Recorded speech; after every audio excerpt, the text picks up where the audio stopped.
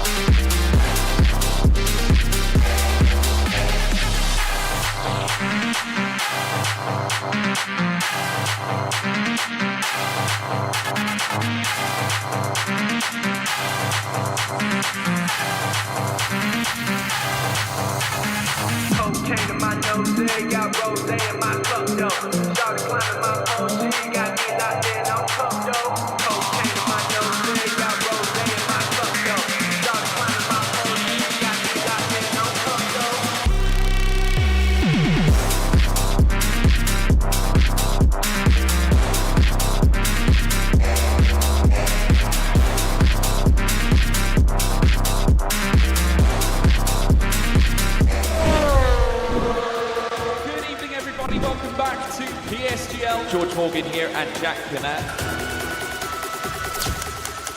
All the lights are currently lit here on track, and it is go, go, go!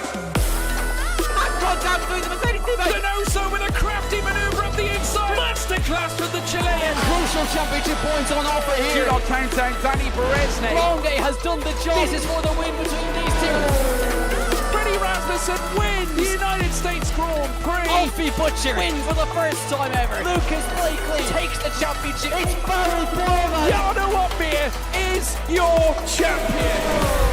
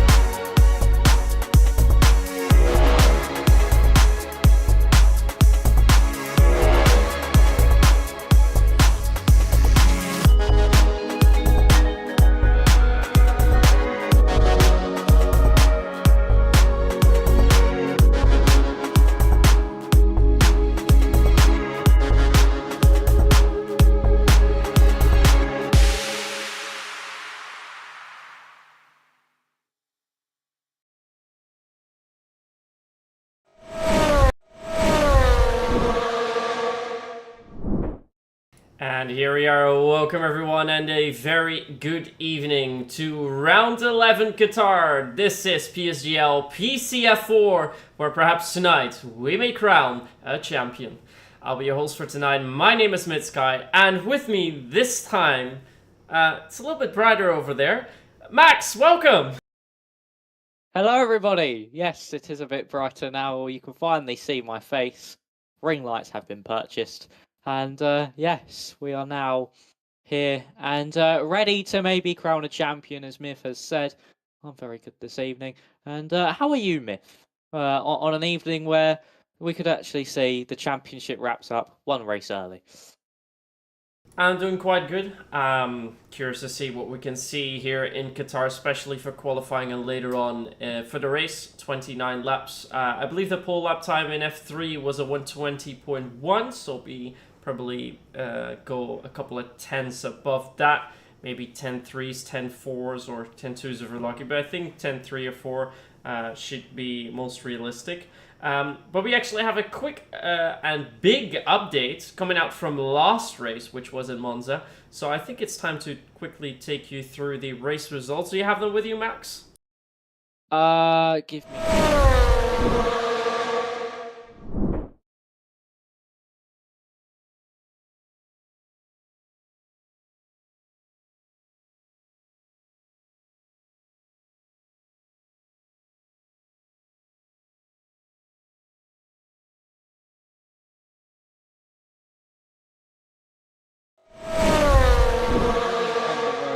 last time out. But after Stewart's inquiries, after his move into Parabolica with Gottschalk and Lewis Walker, Simeone was handed a 5-second time penalty. So, the new order is as follows. Zorzo did get the win on his F4 debut, followed by Linus Donovan in second. Isaac Leet was third, followed by Lewis Walker fourth, and then Daniel Gottschalk fifth. Lucas Baisner was sixth, Jay Esty in seventh, Jack Humphreys eighth, and then Sammy Simeone demoted all the way to ninth place. Absolute disaster for his championship hopes. He thought he gained a huge chunk and kept his championship hopes alive on Justin Hertz, but unfortunately, he's dropped to ninth, so only 2 points were scored last time out, and now a big, big task at hand. And then Emil Lundell rounded out your top 10 with Jeremy Gallinet, Tonelato, and Dustin Vincent were all the drivers who did not score points last time out. But that's big news, Myth, for the championship. We thought we had it back alive somewhat, but no. Sammy Simeone with that penalty that now really does put the championship into Justin's hands tonight. Yeah, it does.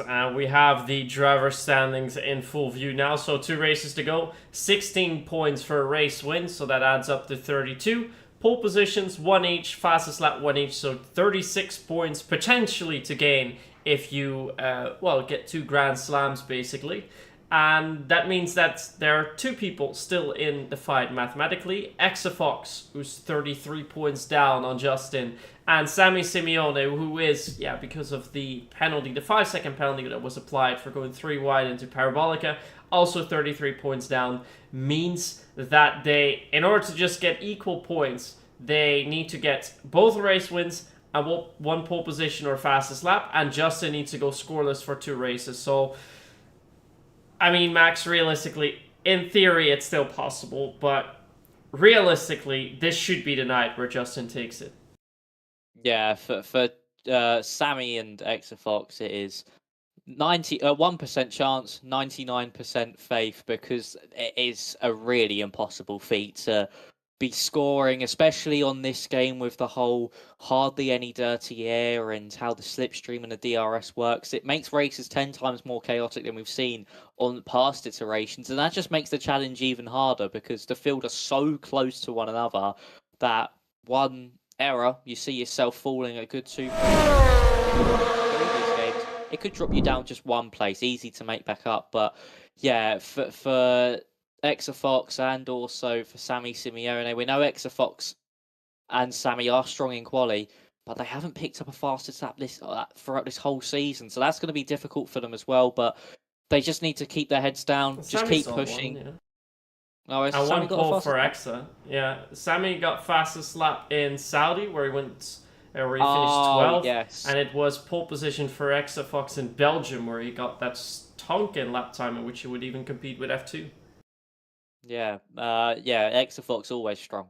It's most of the time in qualifying, and the same with Sammy as well. He pulled a lap out the bag last time out to put him, I think it was on the front row at Monza. But yeah, it's just keep their head down. They've got to keep pushing on here, and if they're able to, perfect. But yeah, they need Justin to not score, and unfortunately, I feel like that's quite a low probability because Justin's just been on fire so far this season, Myth. Yeah, he's been doing really well out of all the races that he participated in. He didn't participate in 2, so only 8 races that he drove, and 2 of them he was outside the podium, with 1 of those even being a 4th place, and then 1 8th place in Hungary. For the rest, 3 times on the lowest step of the podium, 3rd places in Japan, Mexico and Belgium, and 3 race wins, Saudi, Spain, and Austria. So he's been so strong this season. I think if we look at consistency all the way throughout, he has been by far the most consistent. So he is the one who would be most deserving in doing so. But yeah, in order to get the title, you do need to take the title. But even in the strange occurrence where he DNFs and we don't see an Exafox or Sammy Simeone win, it's still all done. So even without scoring points tonight, he might even already take the title. But, of course, it would be much better if he does so with a podium, so we can have him here in the interview box to celebrate that title. But, yeah, still has to fight for it. It won't just be gifted on a silver platter. But I think we can say he's got 4 out of 5 fingers on that trophy already, Max. Yeah, Justin, he could just play this one extremely safe. Make sure to score some points, and there you go. Championship all over and done with. But we'll have to wait and see how this does go. Of course, Qatar, high attrition circuit, high load circuit, so that means the tyres wear quite quickly. But we know when it comes to Justin, him in race trim, and that tyre management is absolutely superb. And it just seems like his tyres never die. But we'll have to wait and see. Of course, Qatar, a completely different challenge. And for Simeone and also for Exafox, it is win or bust. They need to win this Grand Prix or there is no hope for the championship left this season. So this now means that they have to be all guns blazing. They have to be very aggressive if they want to keep their championship hopes alive. And in doing so, that could maybe lead to more mistakes, couldn't it, Myth? It could definitely lead to more mistakes, and I mean, in a way, you could say that there was a mistake from Sammy's end when he tried to go for that overtake. As an straight into qualifying, so we can see what is all happening there. But yeah, he went for a move. You went 3 wide. Should have really backed out of that one. Did go for it. Made a little bit of contact with Lewis Walker on the inside. That also forced Daniel Gottschalk and turn wide into Parabolica. He did get the pass as a result, and yeah, no position given back. That is why the decision was made that he should get a penalty, which was the 5-second penalty. So yeah, very, very unfortunate for Sammy, but also understandable from the steward's perspective. But we're now going to focus on qualifying here in Qatar. As you can see, we are already a minute in. Jeremy Gallonay is leading the pack.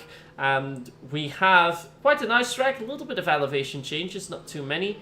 And it's a track where we really haven't been driven for so long, but I really do love the high-speed corners here. And I think from a driver's perspective, this is a really, really nice track to do qualifying runs on, isn't it? Yeah, it really is. If you're able to hook this circuit up, it feels absolutely tremendous, and just overall, it probably is the best one-lap circuit on the calendar. Well, one of the best, at the very least. And, I mean, in race trim, it maybe might feel a little bit worse. And I know this circuit does depend a lot on driving styles and how drivers want to set up their car usually. So that could be a big factor that could come into play here this evening. But Jeremy Gallonay going to be the first driver to start a lap. Of course, the driver with the most poles this season. He's heading into turn 1. Nicely done through there. Now into turn 2. Keep it in 5th gear. Just let off the gas ever so slightly. Run it all the way out wide. Turn 3 is just a flat-out right-hander. You now head up into turns 4 and 5. Down to 5th for turn 4. Back on the power. Run it all the way out wide. And then flat out through turn 5. Make sure you don't understeer. Off the circuit as you late on the brakes. Into turn 6. Down to 3rd gear. Back on the power nice and early. Make sure not to loop the rear, which Jeremy Gallonay has not done. This car seeming very responsive and very planted so far. Turn 7, make sure not to understeer wide once again as you head through turns 8, 9, and now into 10, which is a very late braking left-hander as you now head back up into turn 11, this long left-hander down the straight, which then leads you to the triple right of 12, 13, and then finally leads you to 14, probably the hardest corner of the 3 as you then head into the penultimate corner of 15, flat out through there. It's all just about this setup into turn 16, which is actually very difficult to get the good run out of. It's very difficult to line up just due to the nature of a blind apex. DRS open for Gallonay. The benchmark is a 20.462. Let's see how everybody else goes. Diego Zorzo goes 1 tenth slow over 20.5. Time's now coming in thick and fast here, Myth. That is actually a really good banker lap. Like we talked about, we were expecting that they could get into the 3s and 4s at the end of their run. Sammy Simeone's now set the fastest lap time with a 23.82. They're already 2.5 tenths away from pole in F3, which really does show how good these banker laps are. I'm not sure how much they can improve from this end, but of course many more drivers still on track, including Exafox, who's made a little bit of a pun with his name, which I have to say I am a fan of. So he has that lovely full black livery now coming across the finish line. And he actually sets the fastest lap time so far, 20.315. We're going into low 3s. Thomas Lang is now... I don't think he's going to start his lap, is he? No, he doesn't have any ERS left, so he must have invalidated. 2 drivers still in the pits. That's Emil Lundell and Daniel Gottschalk. So all the drivers are done with their first run. Means we have a little bit of breathing room to just see what's all going on. Although Gottschalk is now leaving the pits. Also quite a nice livery that he has there. Looks a little bit like the Audi livery we'll see in a few seasons to come. But yeah, as qualifying is going so far, I don't think anything's unexpected. I mean, Gallonay is always quick. Simeone has shown before that he can do quite well too. And yeah, for Justin, qualifying is just not his thing. So he's, well, decently off the pace for a pole lap. But, I mean, we know in the race, it doesn't really matter for Justin, does it, Max?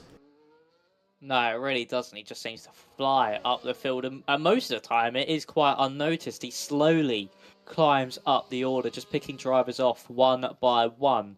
And that's what Justin has somewhat been known for so far this season. He struggles in the qualifying, and then during the races just slowly climbs up that ladder. But brilliant start to the session for the two drivers still in this championship fight of Simeone and Exafox. And that is exactly how they would have wanted to start this one off, being on the front row. And for Exafox, this is crucial, and Simeone as well, should I say. But for Exafox, at the minute, collecting that one extra point for pole position, we said that his main hope, at the very least, to try and clinch this title away from Justin Ertz was to do a Grand Slam. And that is exactly what he is doing so far. But still 11 minutes and 50 seconds left in the session. Still a lot of time for things to change. And talking about that, Daniel Gottschalk now starting his first flying lap. He's going to have a bit of traffic on this one. Same with Emil Lundell. So let's see what they can do as they're heading into turns 1 and 2 now. Yeah, I'm currently looking at the timetable. It looks like 5 lap times have been deleted for Diego Sorso, Excel Dimas, Thomas Lang, Linus Donovan, Isaac Lead. So I'm not entirely sure how that exactly works. But that means that we have 7 drivers with lap time set, and the rest of the pack still to set a lap time. So 7 more drivers. And out of those, Gottschalk is first to set yet another. Most drivers are on an out lap. Thomas Lang and Exafox are still in the pit lane. Exafox, of course, has a pole position to his name as well from Belgium, where he talked about earlier. And yeah, I mean, if he can keep this run going, we could very well see competitive lap times with the higher tiers here already in qualifying. But we're going to now hop on quickly on board with Gottschalk and see how he goes through. Because what I found interesting in the lap times that I've seen so far is how quickly they go through turn 15. Like, normally I'd always see people short shift a little bit, just lift the throttle, well, downshift a little bit. But what I'm seeing here is the drivers just go pretty much flat out, and that's something I haven't seen before. But we've, of course, had an update. The cars were updated to, I believe, about Silverstone specs. Do you think that has an influence on the cars as well, Max? Yeah, I think it does. I mean, of course, the cars in real life will constantly keep getting quicker and quicker, and with the now Silverstone spec, it means they are going to be a bit quicker from when the game released. And yeah, I mean, of course, they've got the more battery as well to play with. That is something that has come with this new patch, is that you have more ERS to burn. It means that drivers now have to really change their strategy of how they deploy that the battery around every circuit, because around most tracks it was flick it into medium for the technical middle sector, then just burn for the first and the final sectors. Now you can really just keep it in hot lap throughout your whole session. So it's now completely different, this game. It will benefit drivers more than others, drivers that are more confident using that battery, but we'll have to see how they go. It's also up into 4th, and I'm on board with Simeone. He is up by 0.2 of a second in that middle sector. Tololato now to the top, but this could instantly be beaten. One of the championship contenders. Can he snatch provisional pole away? Yes, he can. A 120.068. That is going to be extremely tricky to beat from anybody in this field. Exafox is only in the first sector. He's up by 700ths on his first flying. That one about Justin. He's actually invalidated his lap. He was no, sorry, he didn't invalidate. He's actually set his lap time, but still stays in 12th place. So what is the other championship contender going to do? He's invalidated in the middle sector. He's going to push on slightly, would have been, and he's only found 2,000. So for Sammy Simeone, that could be the lap he needs to secure pole position, and what a way to do it on your second run of qualifying. And with the track still ramping up as it goes, could we see Sammy Simeone dip into the 1:19s? Yeah, that's an amazing lap time, already beating the lap times that we saw earlier on in PCF3. So far, only Sammy, of course, has been able to do that. But what surprised me the most was that first sector. He did a 29.6. That is 0.3 quicker than Gallonay did on his first run. Now look at Gallonay's time. He's at a 24. Take off 0.3, you're at a 21s. and then there's still room to improve with a track that's gone better. So I think Gallané, if he can string it together, he can go for a massive improvement. We see here JSC as well, almost up by 2.5 tenths. Still 10th down on Simeone in that first sector. That first sector from Simeone, absolutely stellar. But yeah, JST on for a really good improvement, already going for the 4s, but I think we're going to see a low 3 or a high 20.2. Let's see how he gets out of that middle sector. Now moving towards the triple right-hander where we go so fast. Look at that, 3.5 tenths up already, improving more and more, and he is now breaking ground into the 3s. Now just make sure to keep it within the white lines. Turn 15 is where that is tricky to do so. He does so quite well, but had to lift a little bit on the end because he had too much entry speed there coming in. Now, getting out of turn 16. Good run down on the main straight. He comes across the line in a 20.3 and does indeed go to P4 for the time being, but that shows also for other drivers there is still quite a bit of room for improvement. And Gallané is up next. Yeah, there certainly is. This track just going to constantly keep getting ever and ever quicker. And for the likes of Gallané, Isaac Lee, the drivers down at the bottom of that order, there is plenty of time to find. So for Jeremy Gallané, as he's now heading into turn 3 and heading up into 4 and 5, a little bit of traffic on that right-hand side, but he navigates that quite well. So heading through turn 5 now for Gallané. What's it going to be in that first sector split? Up by 1/10 of a second, but still 2/10 behind Sammy Simeone's first sector. So currently has a lot of work to do in the middle and final parts of this lap. So through turn 7, nicely done through there. Maybe a little bit wide from the apex, but nothing too major. So he's now heading into turn 10. Needs to get back on the power nice and early. Bring that car all the way over to the right-hand side and then back to the left for turn 11. Middle sector split.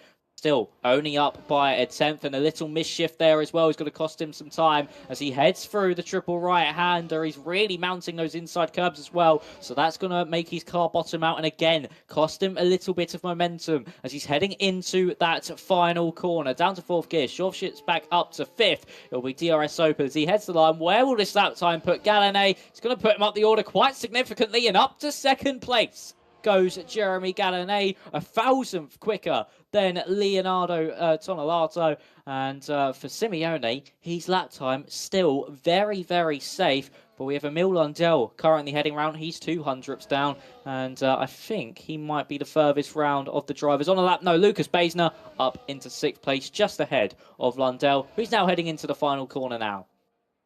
Yeah, so Lundell still well on course for an improvement despite being 200ths down. And we see some people in chat already being surprised about the lap times that have been set, even though we still have to go for the final runs. Diego Zorzo up by almost 1/10.5. He looks to break into the 22s, and if he can do by just enough, then he might be able to get onto that front row. That was a very quick second sector so far.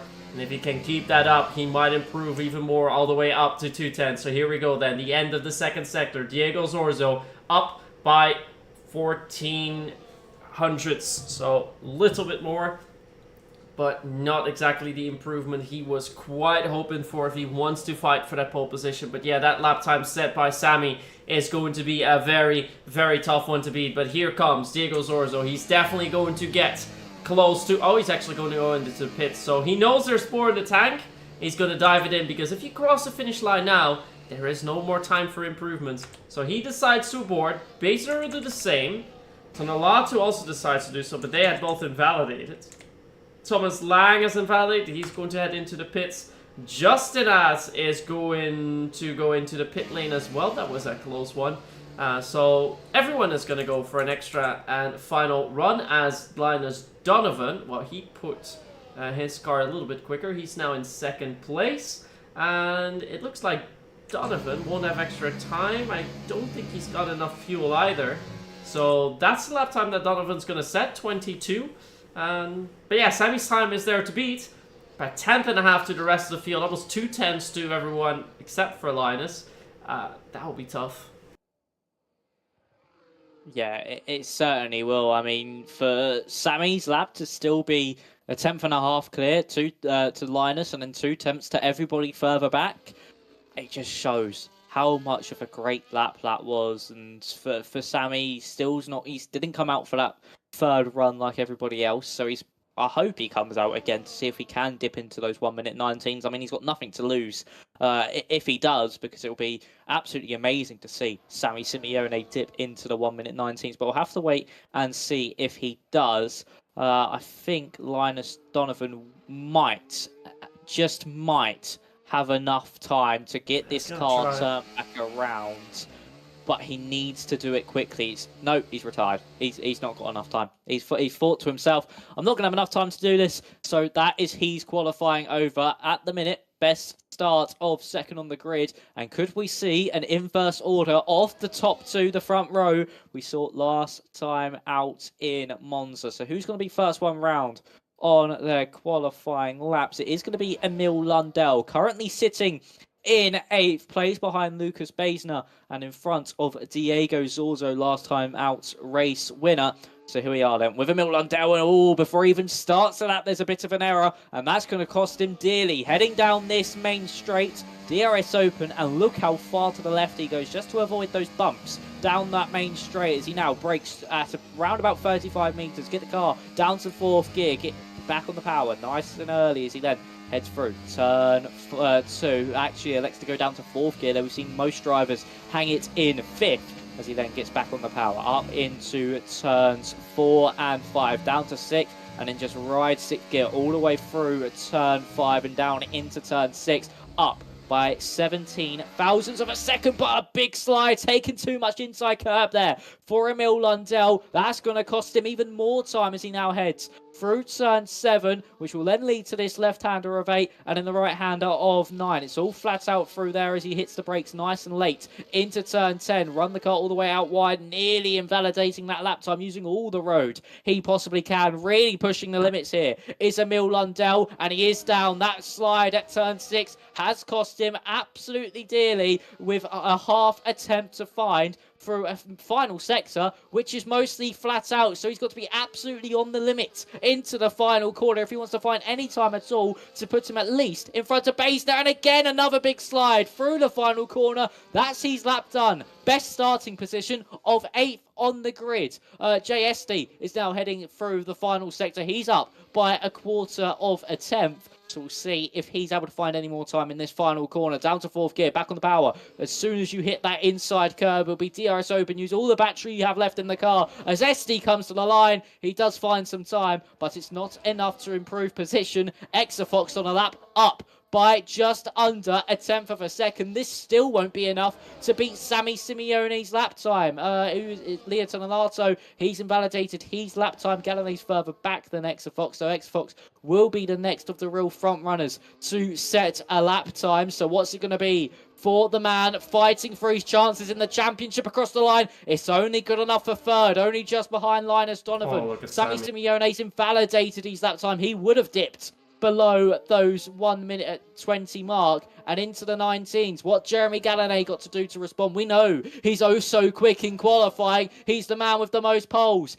Can Gallane reclaim his status at the top of the field in this qualifying session? So as he now heads through the penultimate corner, he was up by just over a tenth in the middle sector as he now enters into the final corner for Gallane. It's all about this run out to the final corner. Can he beat Sammy Simeone? DRS open to the line. No, he just misses out. Time lost in the final sector as well. It's Gallane in 2nd place, but it's Sammy Simeone on pole position. The man who set that lap on his 2nd run absolutely dominated this session. And for Sammy Simeone, that is a crucial point in these championship fights. But the question is, will Justin be able to close out this championship, or will Sammy Simeone be able to hang on? And this time, unlike last week, claim that oh so important 16 points.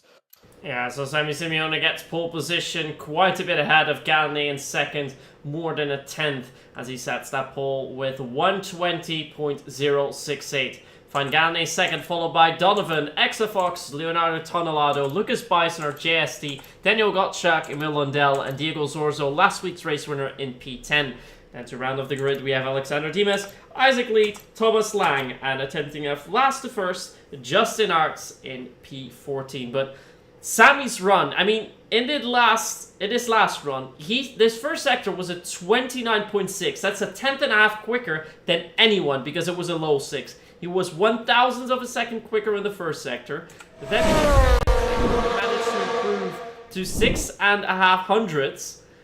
And then he invalidated, sadly. He was on for a potential 119. That would have been over a tenth quicker than we've seen in PCF3. That's just amazing. That is a really, really strong performance from Sammy.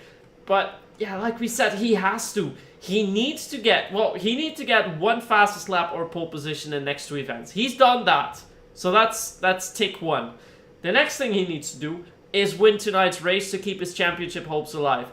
However, if Justin scores points, it's still all done for. So you hear a little bit of sound in the background, but yeah, that is for a start. That's not going to be a start because we have to get restarted, and with the lobby restarted so that slipstream becomes effective again, then we can get that all going. But yeah, I mean, Sammy's run was just amazing. Really, really surprised by that. I was not expecting it to be that dominant.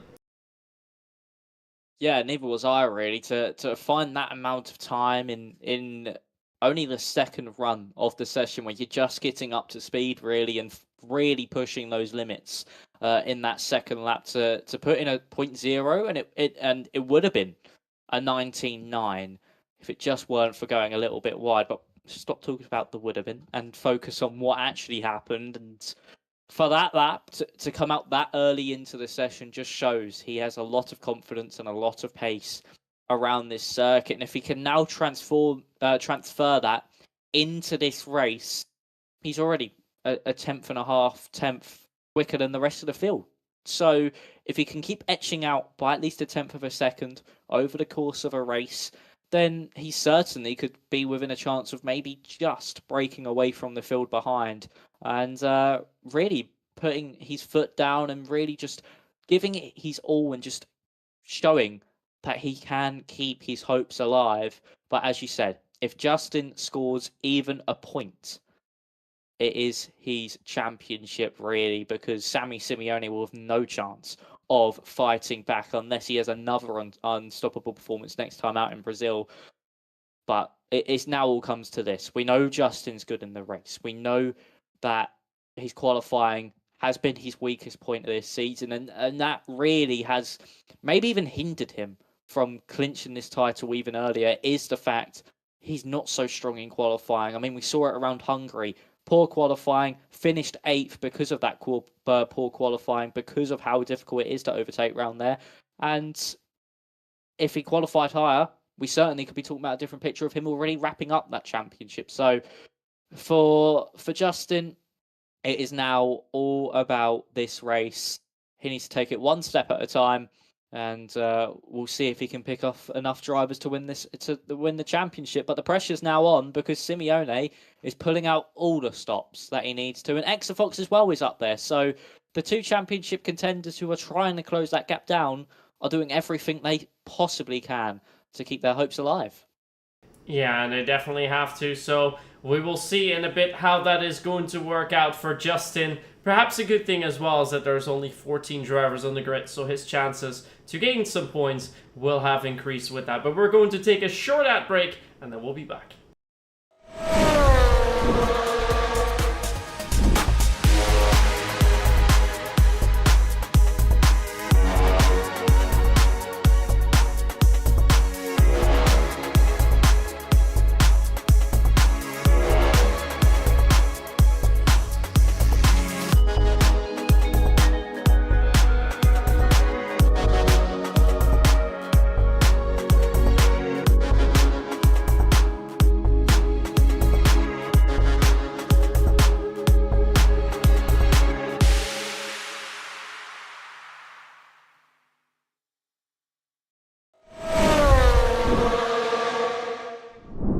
Alright, so that was that for our little break. We've just seen the qualifying session here in Qatar with a pole position for Sammy Simeone, one of our championship protagonists, setting a really, really fast lap time and just throwing down the gauntlet, showing that he will be in contention for that race win. And it is showing Justin, even though I don't have it in my hands, you better score some points, because otherwise we are taking this all the way to Brazil next week, where the championship would have to be decided otherwise. But after this qualifying, the gap towards Justin has shrunk from 33 to 32 points, and that with a potential 35 points still to gain. That means Justin needs to score at least 3 points tonight. So if he finishes 7th or higher, he is the champion by default. If Sammy doesn't win the race here tonight, then Justin also wins the championship by default. So that's basically how it goes. And yeah, for Axefox, he's 33 points behind. He can still technically take it. But for that to happen, he needs to get the race win, and Justin needs to finish no higher than 8th. So slightly more difficult for him. But realistically, we're just talking numbers here. To be fair, I think it'll be very, very hard to contest Justin. And the only thing that's good is that he's starting at the back of the grid, so you have a little bit of hopes at least pushing it to the next race. But to be fair, I don't see Justin doing this two races in a row, seeing how consistent he has been, Max. Yeah, me either. He of course didn't attend last week, which is why he didn't score. But yeah, I don't see him not scoring this week. He's just too strong when it comes to the race, and it just, I mean, he burns a lot of the battery in the opening part of that race, and he seems to somehow just then get into a rhythm, manage to keep the cars in front, and then just build it all back up. And now he has more ERS to play with. He's going to be a lot scarier at that start of the race, because he can burn a bit more now, and that means we could maybe see him make a few more moves off the start. But the thing is, we are talking about Justin scoring points. But alongside that, Exafox and Sammy, they need to win this race. If they don't win this race, the championship is Justin's. So the pressure is just as much on Exafox and Sammy as it is on Justin. Because if they don't have that pleasure, that liability of then falling back onto a 2nd or 3rd place finish, they need this win.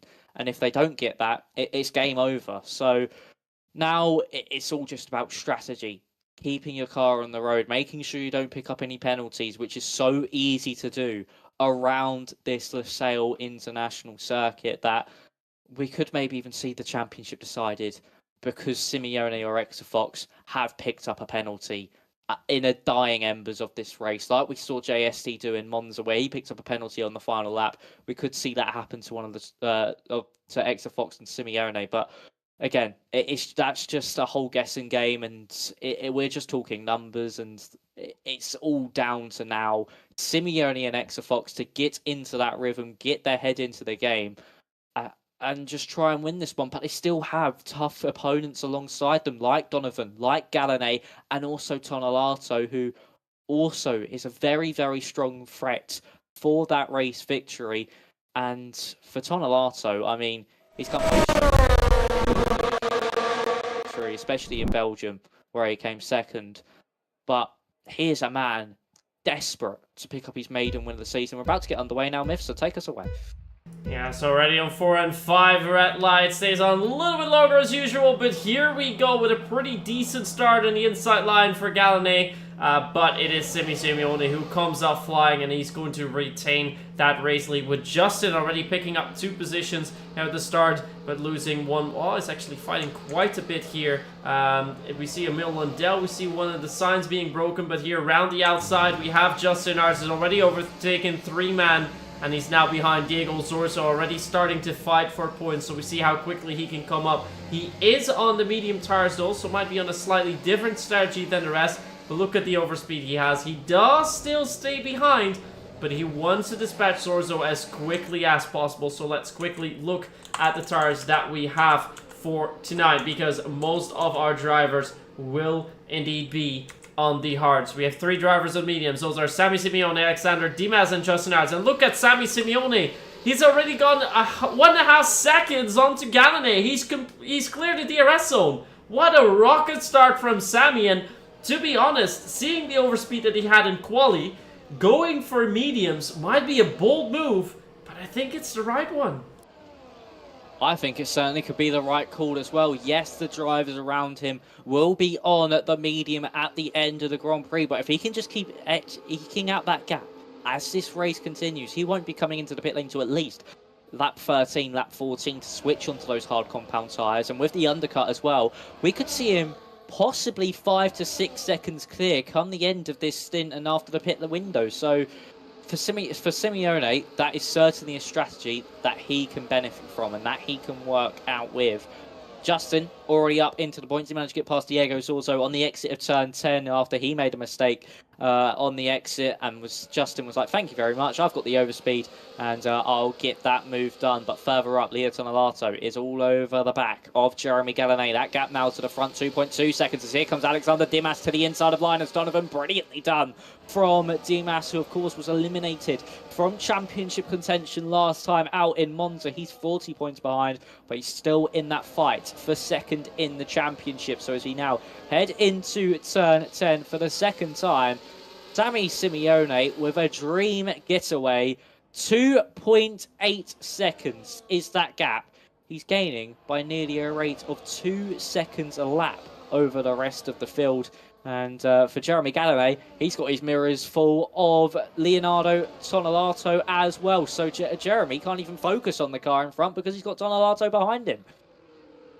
Yeah, we're seeing a bit of a harmonica effect now. The car's getting much, much closer to the driver up ahead, but they know that they need to go for moves quickly. And here comes Alexander Dimas on the inside of XF Fox. We also see a move from Tonelato going around the outside, and let's see if Dimas can outbrake. And perhaps, oh, he wants to go to the inside. He wants to try and go get real close to Gallinet. Gallinet goes wide. He can just slide in now. Slide mistake from Jeremy Gallinet. He will be on the inside now. But Alexander Dimas on the better tires is going to try and outbrake him. And round the outside he tries to go. Round the outside he does go. And he's gone past Gallinet. And with Gallinet slowing down a little bit, he will now still stick it down the inside, but Exafox is going to get to try and get really close to him. Exafox now on the inside, and he does stay on the inside there, and he gets the move on onto Gallinet. So Gallinet losing 2 positions there, already lost 1 at the start-finish straight. Dimas getting now closer to Tonelato, but remember, Dimas also on the mediums. Meanwhile, Sammy Simeone has cleared the field by 3.6 seconds, really starting to get away. And Justin finds himself in P9. So as it stands now, the championship will still be on next week, but only by 1 or 2 points. So for Sammy, he's just doing everything he can. Justin just has to try and make up a couple of positions, but we're going to see some incidents later on in the race regardless. There are 29 laps. There is so much to fight for, so we're going to see much more happening as Dimas now sends it down the inside of Tonelato, so he makes that move stick. Now he can see if he can at least close that gap a little bit onto Sammy, but for Sammy, this is everything you could wish for.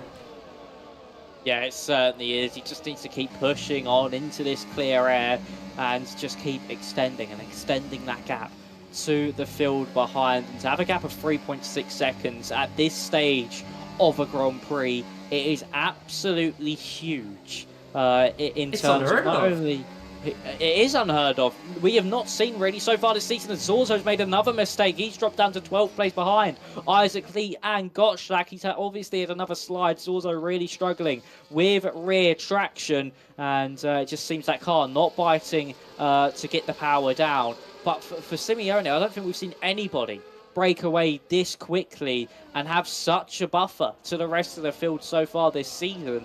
And it just shows how strong he is around this circuit. And he's still pulling on Alexander Dimas, and they're in the exact same tyres. So it just shows how much of a pace advantage he really does have. But for Justin, he's now all over the back of Lucas Bassner as they head into the final corner. He really needs to make this medium compounder tyres work, and he needs to get past Lucas Bassner as quickly as possible. Dimas with the fastest lap of the Grand Prix. That's because he had some DRS aid as well. But Lucas Bassner able to pull away from Justin. So Ertz really struggling here as Galladay now being overtaken by Linus Donovan. That was a beautiful move to the inside there from Donovan as well. He's really had a tricky start to this race after being overtaken by Tonelato. And Galladay now down to 6th place with a lot of work on his hands. It's been the story of Gallanay's season so far, is that he's super quick when it comes to the qualifying pace, but when it comes to the race pace, he just seems a shell of what we saw only a few minutes prior. Yeah, and for Justin, he seems to be stuck into P9 as well, as he's actually gotten past Beiser now. I think he just desynced out a little bit because Beiser was quite far ahead of him, and he's now 4/10 even behind Justin, so it's a little bit sad for him. For Justin, it's good news trying to make his way up the order a little bit more, but he's struggling more than he was in other races, and he's also mentioned in the chat just before we went live as Galladay picks up a 3-second time penalty for track limits. That Qatar is his least favorite track, so don't put too much pressure on me. Well, we're still putting a little bit of pressure on you. You can be crowned a champion here tonight if you score a couple points. As for the gap with Sami Simeone and Alexander Dimas, that's now gone up to 4.1 as Tonelato gets past him on the start-finish straight, so they can play a little bit with that DRS. But yeah, the gap still increasing by a couple of tenths, not as much as it was earlier on, but a 4-second buffer is really, really welcome for Sami, especially because he's going to pit earlier, get an undercut, and is going to increase that gap by even more, potentially even 7 or 8 seconds. When everyone's out on track, and even though the rest will have quicker tires, that will be a gap that is pretty much insurmountable. Unless, of course, we have some safety car action, then everything will be thrown out the window, and everything Sami has fought for will be eliminated in that sense. As for the rest, the gaps do seem to be a little bit bigger than they were just a moment ago. The only gaps are a little bit closer, are further towards the back, with Isaac lead in the middle on Dell, but I want to keep my eyes on, well, let's actually go to Emil Lundell because he's getting really close to Zorzo, who seems to be struggling a little bit. Remember, race winner last time out, but here in Qatar, not going so smoothly for him so far. Yeah, not going so well for Diego Zorzo. It just seems that he's struggling with that rear end, and that's really hurting him, especially around a circuit like Qatar, where getting the power down is so crucial, just due to the nature of these corners being so fast and so flowing. And there goes Alexander Dimas on Leonardo Tonelato to move up into 2nd place once again. A nice little DRS move for him. Justin still stuck behind JSD here in a big slide, actually, through turn 2. Luckily, he's pulled away just enough from Lucas Beisner behind to not be under too much threat from him either. But for Justin, doing exactly what he needs to, just getting his head down. Yes, he's only in 8th place, but he started this race in 14th place. So he really has just got his head down in his opening few laps, just now getting into a rhythm, trying to find his feet. And he'll slowly grow into this race. But another big slide. Those tyres do seem to be overheating on Justin's car, and that it could really hinder him within the next few laps if he does make that crucial error of having a spin, and that will send him all the way to the back of the field, and that will give Simeone exactly what he needs, a big championship buffer to then close into, and maybe make his hopes a little bit better heading into Brazil. But as we now head into the penultimate corner, which then leads into the final corner for this DRS train, I say that when Simeone's already passing the start-finish line. That's just how much of a gap he has over the rest of the field. It'll be DRS open all the way behind Alexander Dimas. There goes Tonelato to the inside. Exafox not close enough to pounce, but Linus Donovan is close enough to go to the outside of Exafox. Could this be a brilliant move from Donovan? It'll be the outside to the inside for turn 2, but just doesn't have the run out of turn 1 to get to the inside of turn 2. And once again for Linus Donovan, having to sit behind Exafox, but he's showing that he's warmed up to this race. He's got into a rhythm after his feathers were ruffled on the opening lap when he dropped down to 5th place. And now he wants to get past Exafox, one of the championship protagonists, alongside Simeone as quickly as possible. And he certainly has the pace to do so. Maybe on the next lap, we could see a swap between the drivers in 4th and 5th. And, of course, Dimas still all over the back of Tonelato. And that gap at the front stabilised to around about 4.1 seconds. Yeah, and if we just see where Sammy is gaining time, I do notice that in turn 8, so the hairpin, the second hairpin, which heads into the twisty left-right-left section, that is where Sammy gains a little over a tenth on the entire field, and that is where he manages to build his gap. So he's going to lose a little bit on the straight. The gap has now actually stabilized, perhaps coming back a little bit in favor of the drivers behind, but that's no more than a tenth. So it's nothing that Sammy has to worry about. And yeah, his tires are, of course, now starting to let go, meaning that the drivers behind him, except for Dimas, of course, are going to be in a slight advantage on that end. As for Justin, I mean, he's currently stuck in P8. This is not necessarily a problem. He is on the mediums. He's going to make a stop earlier than the rest, so he's going to come out ahead of quite a lot of these hard runners that he's now behind. So what he needs to do, he needs to try to extend his stint by as much as he can. Just try and stay in that P8. As long as he has DRS, there's not much that he has to worry about. As soon as he starts dropping positions, that's when he needs to get into the pits. But I think around lap 12, 13, we might see him come in. Yeah, it will not be an easy race for Justin. As for Sammy, though, his race seems to be golden so far. He just needs to keep up that pace. And yeah, with the offset strategy that he does have as well, I think he's going to have a lovely gap that he can manage all the way to the end. Yeah, 100%. I mean, Justin has been caught in this DRS train here, which makes it oh so difficult to try and make any moves at all when the driver in front of you has DRS, and the only overtake opportunity really being into either turns 1 or turn 6. It just makes it 10 times harder. DRS open once again. Down at the main straight for the likes of Tonelato, Exafox and Donovan. There goes the move for Tonelato to move himself back up to second place. Donovan still stuck behind Exafox here, who's currently sitting in 4th place. Galanay all over the back of him does have a slide heading out of turn 1. Galanay's found some pace once again in this Grand Prix. We can maybe see him start to move forward as well. But Justin now falling off the back of JSD. Those medium tyres might have just started to hit that cliff.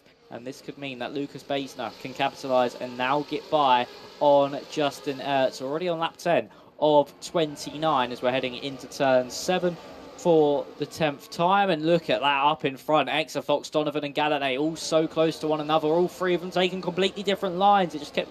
The drivers were taking tighter and tighter lines. And Galanay now going wide through turn 10 as well to boot. 3.9 is that gap between Tonelato and Simeone. It's been a really, really composed drive so far for that race leader, who is looking to try and keep his championship alive. But the question is he going to be able to do so? On that inverse strategy, yes, having 3.9 seconds is an absolute delightful bluffer at this stage of the Grand Prix.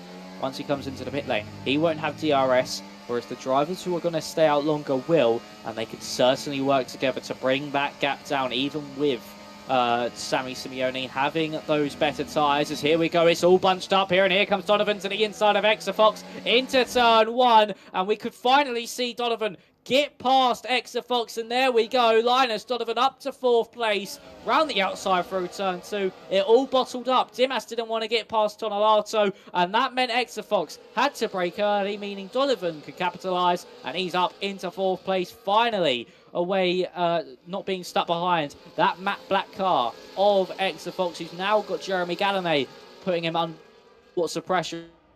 And 7. Exafox is struggling here, and for the championship contenders, this is certainly not what he wants to see, and his title hopes are slowly but surely slipping away as this race continues, as Emil Lundell picks up a 3-second time penalty, but he currently sits in 13th place. Yeah, in the meantime, Isaac Lead and Diego Zorzo having a little bit of a fight. It looks like Zorzo's gone past, and around the outside we have Emil Lundell. Can he make that move stick? That's a very unconventional place to go for a move onto Isaac. He almost gets it done, but he has to back out of it. And I think, yeah, we do see that Isaac has a little bit less pace in that car, so Emil just needs to line it up nicely through turn 16 and then get your run down the start-finish straight, overtake with that DRS. But yeah, he is going to lose a little bit. And with the slipstream, I don't think it's going to be powerful enough just to get close enough to get a move, so he will need to start all the way over as Justin has actually been overtaken by Lucas Beisner, who has gone ahead of him just before turn 6 and has indeed completed the move. So Justin's now starting to fall back. That means that he needs to come in the next 2 or 3 laps max, as Galladay picks up yet another time penalty for track limits. That is good news for Justin. There's 2 drivers around him that already have track limits, as Gottschalk is also trying to make some moves onto him now. But yeah, the more drivers get penalties, the better news it is for Justin, because the entire field is in a DRS train except for Sammy Simeone. He's starting to lose a little bit of time now onto Tonolato behind. That gap now 3.6 seconds, but not coming down by more than 2/10 per lap so far. But I think for Sammy Simeone, in the next lap or 2, he will head into the pits as well. Just so you know, the pit lane delta should be around 19 seconds here in Qatar. Yeah, we could certainly see Sammy into the pit lane very, very shortly. I reckon the driver that will probably try and stick this one out a little bit longer on that medium tyre is going to be Alexander Dimas, because he's still showing really strong pace behind Tonolato. I say this, he's now under all sorts of pressure from Linus Donovan, and then Donovan, they're both going to get past Leo Tonolato here, and here comes Donovan to the inside of Dimas. A little bit of contact made, but Dimas still just staying in front. Everyone on the mediums stays out for another lap. And for Justin Ertz, he's now got Diego Zorzo behind him, as he got past Scott Slack as well earlier on that previous lap. But for Donovan, that could have been an absolutely monumental crash heading into turn 1. And that could have really helped Simeone's chances of a race win here, because that would have been a cheap pit stop onto those hard compound tyres. It's JSD versus Jeremy Galladay. JSD to the inside. Galladay holds on for now as they head through turn 6 into turn 7. But Galladay very late on the brakes. It's going to allow SD to get the run on him down through turns 8, now 9 and into 10. And Galladay's really struggling to get that front end turned in. He's really not having any bite from those front tyres at all. So we now head up into that triple right-hander once more. That gap between Dimas and Simeone now down to 3.1. Dimas really is starting to reel in the race leader, and that means that Simeone's tyres really are starting to hit the cliff. He's been in clear air for so long, he's been pushing on for so long, and Simeone now into the pit lane. So that's exactly what he needed to do to negate the amount of time lost that he had. Dimas stays out for an extra lap. Justin also in as well. So the 2 championship protagonists in. Here comes Linus Donovan and Tonolato on Alexander Dimas. He's fine with letting them by, because that means now he has DRS and slipstream for another lap down that main straight. So for Simeone and Justin Ertz, they have just come out of their pit boxes respectively, and let's see the gap between the 2 championship protagonists as they exit the pit lane. There goes Simeone heading down into turn 1 once more. Justin Ertz is just coming out the pit lane now. It's a real big buffer between the 2 of them. So for Justin, he is 5.8, nearly 6 seconds, and a big slide through turn 1. Certainly going to help his cause. 6 seconds is the gap between the top 2 in the championship. And for Justin, that'll be a big deficit to claw in if he wants any chance of getting close to Simeone on this hard tyre stint.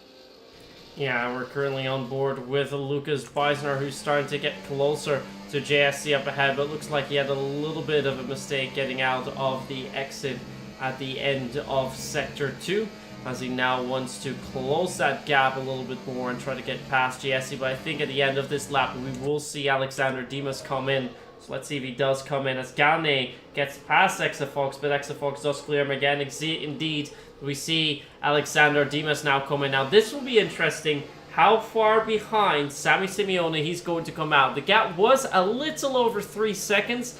I think with the slide undercut, the gap's going to be around 4, but we will see as soon as he comes out of the pit lane, because here comes Sammy Simeone. He's now going to go across the line. We already see that Dimas is moving, so maybe he hasn't lost that awful amount of time. We now see Sammy come through. Here is Dimas. How big is that gap going to be? I don't think he's lost all too much, Max. He's now going to come out. He will come out significantly ahead of Justin. No, the gap's actually a little bit more than expected. Gap's 4.8 seconds. So with that 1 lap earlier pit stop, Sammy Simeone has gained another 1.5 seconds on the rest of the field. And I really do think that the hard runners despite perhaps they could go on for a few more laps, I think they do need to come in this or the next lap, because otherwise the gap to Simeone is just going to be too big. Yeah, it certainly will be. It's just going to keep extending, and Simeone will become even harder to catch. As talking about drivers trying to catch somebody, Diego Zorzo all over the back of Lucas Baesner as they head into that penultimate corner on lap 15 of 29. This race really is starting to fly by as we head into that final corner once more. Diego Zorzo all over the back of Baesner, and this certainly could be where we see Zorzo up into that top 6 for the first time this evening. It'll be DRS open, battery being used for the pair of them. Donovan gets past Tonelato. Is Zorzo going to go for a move into turn 1? No, he just doesn't have the legs to go for a move, and will have to sit behind through turn 2 now. But he really does have a lot of pace in his car at the moment. It does seem now that those tyres, and he's been able to get into a rhythm on them and wear them down slightly, he's really been able to pick up the paces. Also, he's really understood how this car handles on this fuel load and on this tyre, and he really has been putting that to good use. Now into 7th place, and will be trying to move up into 6th place as quickly as he possibly can. But that gap currently between Sammy Simeone and Linus Donovan on 20.4 seconds. So let's see how much that goes down to within the next few laps. It's already down to 20.2 by the time he exits out of turn 6. Yeah, I think that we can also establish that the pit lane time loss is going to be slightly greater. I think the time loss, instead of 19, is more towards 24 seconds that we see here in the game, contrary to what we might see in real life. But yeah, Zorzo really started to get close up to Lucas Baesner up ahead. Let's see if he can make the move stick now to start finish straight. But no, he goes into the pit lane, and it looks like Jeremy Gallinet has followed him as well. They almost go side by side into the pit lane. Gallinet is in together with Zorzo, Gottschalk, and Lead. They're all in. Linus Donovan and Tonelato were having a little bit of a tussle at the start-finish straight, as we're currently seeing if anyone is going to make any moves here in the pit lane. Zorzo is going to stay behind. Sammy Simeone sets the fastest lap time, so he's going to fly past him already. I think the medium runners will come out behind Alexander Dimas. Indeed, they will. And they will even fall out of that DRS window, I believe. I think about 2 seconds that the gap's going to be, and indeed 2.2 seconds the gap now to Gallinet, who also has time penalties. So those time penalties really not working out. Good news for Justin, though, is that he is in the middle of that fight. So despite being on the hards, he is within DRS window of Gallinet and the rest of the pack. Good news for him. And also good news, Gallinet currently on a penalty. So no hope lost for Justin. Just try and finish in that top 7, and you will take the title here tonight. Yes, he certainly will, but with those medium tyres having so much more of a grip disparity compared to those hards, it's going to be extremely difficult to keep with Gallinet. And there we go, already out of a second. And here come the rest of the hard runners, all but Emil Lundell coming into the pit lane. So let's see how this undercut goes for Jeremy Gallinet, who actually picks up another 3-second time penalty. That puts him up to 9 by the time we come through for lap 19. And here comes Diego Zorzo and Justin Ertz. Justin's not going to fight this one at all. He knows he hasn't got the pace to compete with the likes of Zorzo, Gallinet, and Gottschalk as well, who's now moving to his inside. And there he goes. What a brilliantly done from Gottschalk to capitalise on Ertz going slow. And Ertz only down in 10th place when all this happens. This could be detrimental for him. Isaac Leet retires from the Grand Prix. Unfortunate for him to see him retire so early on with a 10-second time penalty. I think he was held up in that pit window. And now Justin gonna fall out of the points. Oh, in contact! Justin nearly sent spinning into the wall with contact with Lucas Baesner. Lucky to keep the car in a straight line, but he's now out of the points. And this is completely a disaster for Justin Ertz. And Simeone will be looking on at this with a grin on his face with 12 laps to go. His main championship rival, the man he's chasing for this championship, at the current state of affairs, isn't going to be scoring any points at all. Yeah, so we do see that he is in that position P11, but there is a driver ahead that has 9 seconds worth of time penalties. That's Gallinet. And now Emil Lundell is into the pits as well, and I do expect him to come out behind Justin. The good news for Justin, Thomas Lang behind him, also on a time penalty and 2.2 seconds away. JSC also quite far away, so I don't think he's going to lose any more positions than he has already. And also good news for him, Lucas Beisner up ahead, does not have DRS for the driver up ahead. Now we're going to see all the drivers come through in the straight, so we will see where Emil Lundell is going to come out. He's actually going to come out just ahead of the pack of Beisner and Justin. So that will make it a little bit more difficult to clear them. So essentially he is in he's still in P9. Lundell also has a time penalty to his name. So all Justin has to do, stay within line of Emil Lundell. Make sure that you get those tires to last a little longer, because those mediums will start to fade away a little bit sooner. Then try to get these overtakes done. And really the only driver he needs to get past now is Beisner. If he gets past Beisner, he's going to get 2 more based on penalties, finishes in P8. Mathematically, championship fight not over as a result then. For Simeone, his gap is now 5.9 seconds onto Tonelato. Tonelato might gain a little bit at the start, but realistically, without anything happening, he's not going to get past. And Thomas Lang picks up yet another time penalty. But what we will now see, there's 10 laps to go. If Justin does not pick up a penalty and one driver ahead of him does pick up a penalty, that will give him the title. Yeah, that is set in stone, really, if he's able to get those points to get the title for him. But for Justin, it is a huge mountain to climb. With these drivers on fresh mediums and him on 5-lap-old hards, he really needs to push on. As Donovan able to get past Tonelato with the DRS, and there goes Lucas Beisner on Emil Lundell as well. As Lundell now down to 10th place, Beisner up into 9th.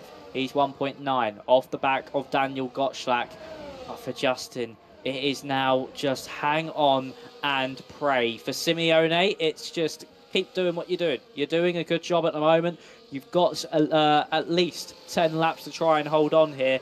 And we'll see if he is going to be able to at least keep that gap to Donovan and Tonelato around a similar window to what he had it before he came into that pit lane. So as we head into turn 10, it's Tonelato behind Donovan as it currently stands. Of course, Donovan would have got second last time out as well after Simeone's 5-second time penalty. And at the moment, this one cannot be stripped away from Sammy Simeone. So this is going to be a legit win on the road. 5.4 is now that gap. It is coming down by quite a margin on this lap, to say the least. Simeone's lap at 23.5.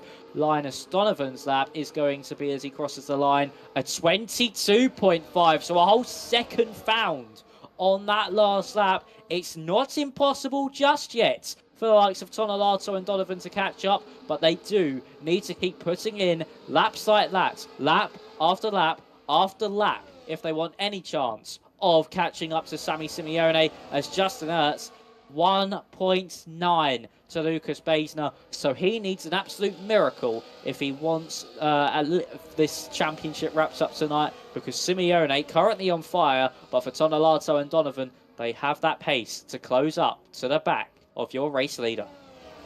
Yeah, it looks like Justin, instead of going up, he's more having to look behind where Thomas Lang and JSD are. Now, good news for him, first off, is that Thomas Lang has gone 6 seconds worth of penalties to his name. And if we just quickly take a look at the penalties, we can see he's got 6 seconds. But on the downside, Emil Lundell, who has 3 seconds to his name, Justin Arts now 3.6 seconds behind, means he's not going to gain that position. As it stands now, he would only gain 1 more position based on penalties, putting him in P10, but is under threat by JSD, because if he gets past in the next few laps, he will still fall outside of the points, which would be good news in turn for Sammy Simeone. So the fight definitely getting a whole lot more interesting as we see Emil Lundell getting awfully close. He's now set the fastest lap time. He wants to get past Lucas, he's gone past Lucas Beisner. He wants to get past Alexander Dimas, who's starting to struggle a little bit on those hards as well. He's dropping down the order too.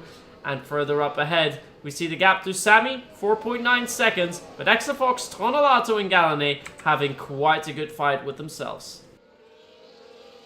Yeah, they certainly are. And for Donovan, he's still leading that pack for now. as he heads into turn 6. Exafox, his title hopes have completely slipped away from him, and he will be out of reach of winning the championship next week in Brazil.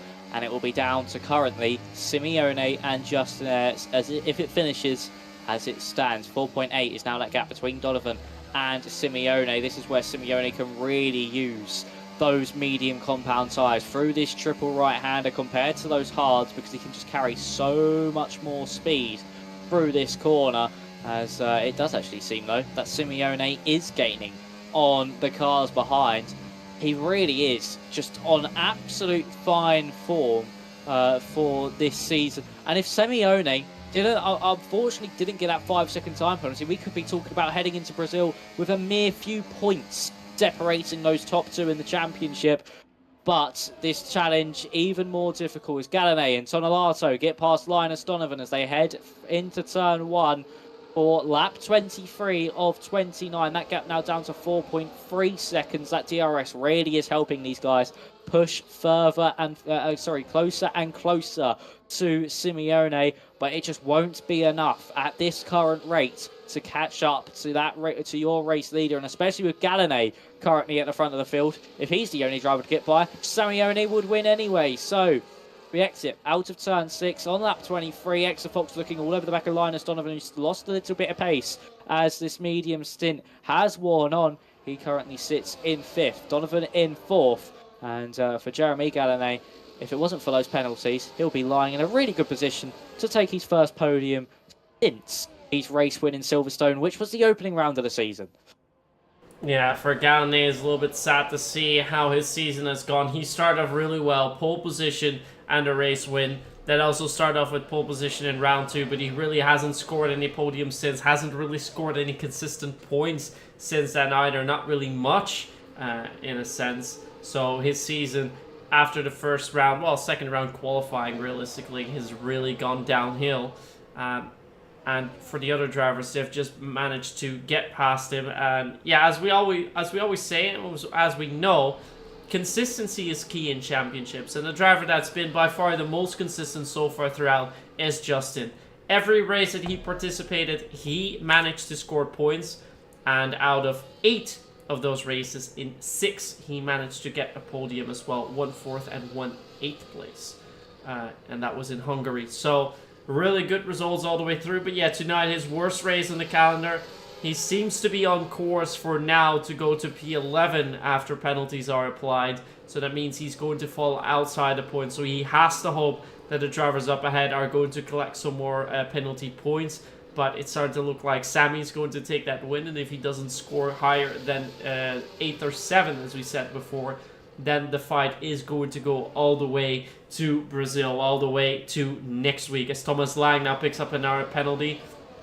But that would be a driver that already was going to end up behind Justin. So no harm there done. No luck for Justin there either, as we really do see JSC getting closer to the back of him. But Diego Zorzo, actually, just before the final corner, has gone past Exafox, and that opens up the door for Daniel Gottschalk in P7. He wants to dispatch Exafox as quickly as possible, but Exafox using a lot of ERS, using what he has at his disposal. Diego Zorzo's trying to defend. Around the outside, he tries to go. He will be on the inside now for the next turn. Is going to try and send it, but looks like Zorzo's still a little bit further ahead. Still side by side they go, and he is on energy saving mode. So around the outside he comes. Zorzo still sticks it on the inside, so they're still fighting wheel to wheel, but now finally Zorzo's going to move, and Daniel Gottschalk immediately sends it down the inside. Contact made with Exafox. A lot of contact. 3 drivers almost going off. Exafox losing a lot of time, but Emil Lundell has managed to punch through into 6th. So all that fighting with Gottschalk and Exafox means that Emil Lundell's now in P6, but that could have ended real nasty. That certainly could have. Brilliant car control by both Gottschalk and Exafox to keep them two from spinning off into the gravel, if not worse, the wall.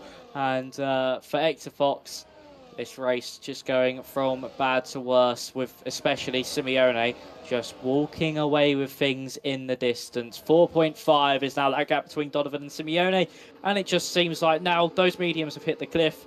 and those hards are really the tyre that you want to be on, and Simeone just driving further and further into the distance and over the horizon. So as Leo Tonelato and Jeremy Gallinay both get past Donovan into turn one, Emil Lundell able to get past Diego Zorzo. Lundell had a really good second stint to this strategy. He's really been able to make his way up through the order. He was battling with Lucas Baisner at the start of this stint, who was down in 10th place, 2.8 off the rest of the field, and he's now up into 5th. A brilliant stint. Unfortunately, once again, just like Gallinay marred by a penalty, Lucas Baisner now picks up a 3-second time penalty, but unfortunately for Justin, that will not promote him into the top 10, and it's a race to forget for your championship leader, and it'll be exactly a race win, separating the top two in the standings. Simeone will need to win next time out at the very least if he wants to clinch this championship, as Emil Lundell all over the back of Linus Donovan as we head into the triple right-hander. Is he going to be able to come out on top here against Donovan? Could we maybe see him onto the podium on the road? Let's just now head into that final corner for the 26th time in this Grand Prix. We're about to start 3 laps to go under the lights here in the desert. It'll be DRS open for Emil Lundell, using all the battery he possibly could on the exit of the corner, but Donovan just with that straight line speed. Here comes Gallinay on Tonelato, and here comes Linus Donovan as well. He gets the move done on the man that was second place starting this lap. Donovan up to third, and now Tonelato has his mirrors full of Emil Lundell as we head up out of turn 2 and into turns 3, which will then lead into 4 and 5. Justin nearly dropping out of 3 seconds of Thomas Lang as well. So that means for his championship, for his race chances, we might even see Justin Ertz finish last on the road, and also after penalties applied. Yeah, in a moment we have to take a little bit of a look what the gap is to Gallinay, but it looks like that gap has now fallen outside of the 9 seconds, so that means Gallinay is going to end up ahead of him. And Thomas Lang, he's got 6 seconds to his name, so for Thomas Lang, he's still safe. Lucas Beisner, that gap is 4.4 seconds, so also not big enough. So with that, as it stands, Justin will gain only 1 position, but looks like his strategy has also not come into play to work in his favor, where Dimas might be able to pick up some more points still, as now the hards are starting to get a little bit better than those medians up ahead of him. But yeah, Emil Lundell, so close to Leonardo Tonelato. When is he going to try and make that move? It looks like now he's going to get closer. Once have a look at the inside, goes back to the outside. 3-man wide into turn 1 they go, and Emil Lundell knows he can get the undercut onto them. He tries to get side by side with them, now fighting with Gallinay. Round the outside of him he goes. 5 men are starting to fight for P2. Look at that, 3-man wide again as they try to go into turn 4 and 5. Really making this an interesting fight. Diego Zorzo is going to come back in the fight. Daniel Gottschalk is trying to get involved too. Zorzo now up in P4 as he's cleared too. But so much fighting is happening on. Gottschalk's gotten past Lundell. This fight is really kicking off for P2. But where it looked like Tonelato was about to lose 1 and go to 5th as he was fighting with Lundell, he's now up in P2. Wow. Tonelato up into second place, and that was a really nice move from him to get up into the top of the order there. Thomas Lang with a 3-second time penalty. That still won't be enough for Justin to score any points. I would say for Justin, probably his best bet, come into the pit lane. Well, that would have been a lap ago, and put on the soft, so at least gain a point for fast as that, but he's not done so. He just wants to get this race over and done with. But as we now start the final tour of this Qatar Lusail International Circuit, we see Linus Donovan all over the back of Tonelato as we head down this main straight for the final time. And there goes Donovan to the inside of Tonelato. This is the battle for second place, and Donovan currently occupying that position. Of course, started third after qualifying, and it's been a really well executed race for him, and moved up to 1 place since the start of this race, and that has been an absolutely brilliant drive from Linus Donovan, as he's still got Leonardo Tonelato all over the back of him, and Diego Zorzo as well, who's picked up a 3-second time penalty. I was going to say, has had one of his best drives I've ever seen him do. Of course, I've seen him on the console side and now on the PC side, and he's really worked well to get his way up through the order. But 3-second time penalty on the final that will promote Gottschalk up into 4th place. But talking about outstanding drives, heading through the triple right-hander now, this man, it looks all doom and gloom. After a 5-second time penalty was added post-race last time out in Monza, that has not affected him one bit. He has come back swinging. You never can take this man lying down. He will always find a way to fight back. Sammy Simeone wins in Qatar. A brilliant drive. The pressure is on, and Simeone keeps cooking in it. Linus Donovan finishes in 2nd with Tonelato in 3rd. Gottschalk will end up in 4th, but for Sammy Simeone, his championship hopes are still alive. He has to win out the next time out in Brazil if he wants any chance of winning this championship. But for Simeone, when that pressure is on, he will keep cooking, and he takes your race win. And wow, what a drive it was to cement yourself within a chance and take this all the way down to the final race. Yeah, what an amazing race by Sammy Simeone, finishing 5 seconds ahead of the entire field. Something you don't see all that much here in the F124 game. Already had the fastest lap time in the qualifying, so he did set pole position. Did not pick up fastest lap time here in the race. That goes to Emil Lundell, but a dominating display by Sammy Simeone, keeping his championship hopes alive. In 2nd, we find Linus Donovan, followed by Leonardo Tonelato, Daniel Gottschalk, Alexander Dimas, Diego Zorzo, Exafox, Emil Lundell, JST, and in P10, Lucas Beisner. Then outside the points, sadly for Jeremy Gallonay, too many penalties. That puts him out there. Justin Hart still in P12. No points for your championship leader. And Thomas Lang in P13. And finally, Isaac Leet, who did not finish this race. But I think all the credits here tonight. A stellar performance, getting pole position, getting a race win, gaining 17 points on your nearest competitor, which is Justin Arts. 1 race to go, 18 points to distribute. The gap, 16 points. Where we thought it was pretty much sure that it was going to be tied up here in Qatar, the fight is still on, and that is all due to this amazing display by Sammy.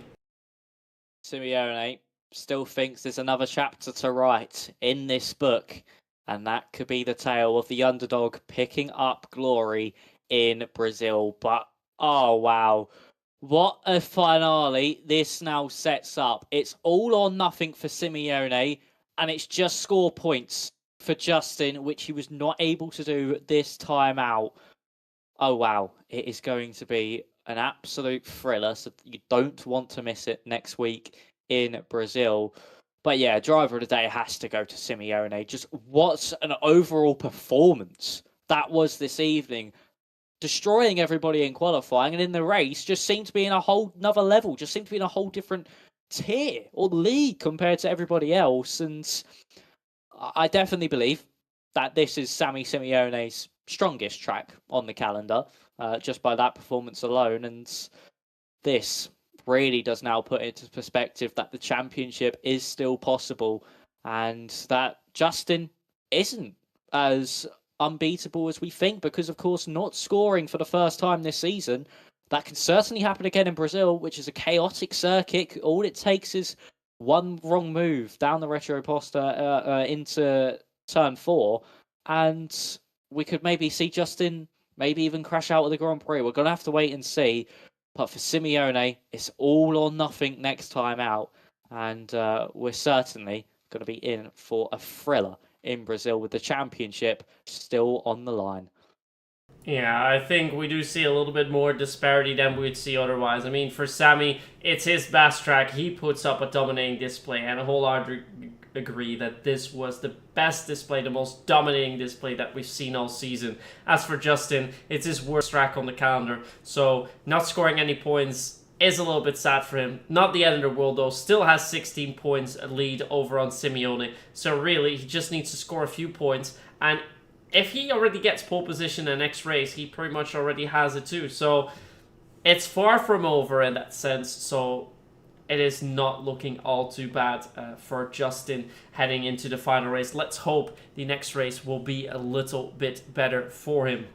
But, of course, now we've seen our podium. We had Leo Tonelato in P3, Linus Donovan in second, Sammy Simeone winning that race, and I see all three drivers currently in the waiting room. So I think it's time to move ourselves to that interview overlay and go for some driver interviews. So the first driver that we are going to move in, finishing in P3, his second podium of the season after a second place in Belgium round 9. We have here Leo Tonelato. Hello. Well, quite a decent race, but let's first go to qualifying. How was qualifying for you, Leo? Well, I had very, I would say, limited practice because, like, I didn't touch the game for the whole week, and I straight up on the track, and I wasn't sure if even to not race because, to be honest, this stage of this game on Qatar is very, very bad. Probably one of the worst tracks to do it because you got pretty much everything: understeer, oversteer, and just yeah, I didn't enjoy the track as much as I do in 20. I did in 23. Sorry, but in qualifying, actually, the actual quali was pretty good. I mean, I invalidated my PB by like a millimeter. I will have to rewatch that because that was pretty close, to be honest.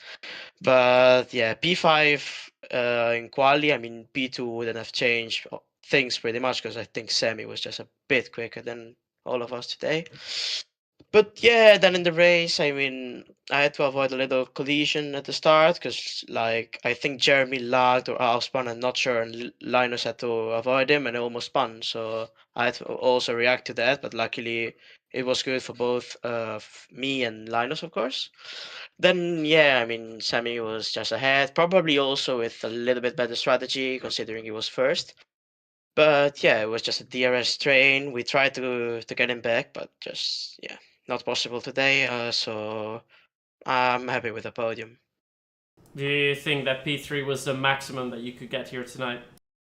I mean, P2 was also possible, but of course, like, not really in the fight for the championship, and Linus is my teammate, so he probably needs those 2 points to maybe get top 5 in the standings. So I said, let's work together, and I can let him by in turn 1. Like, it's a podium still. I'm not gonna care too much because P1 was just out of reach today. So yeah, I just decided to play it a bit of team game.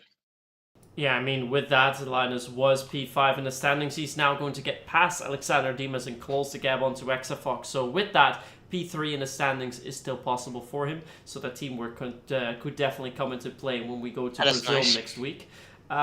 Do have one more question for you, but that's regarding the game itself. We, of course, had an update earlier this week which saw the cars get some upgrades. Did you notice the difference in car handling?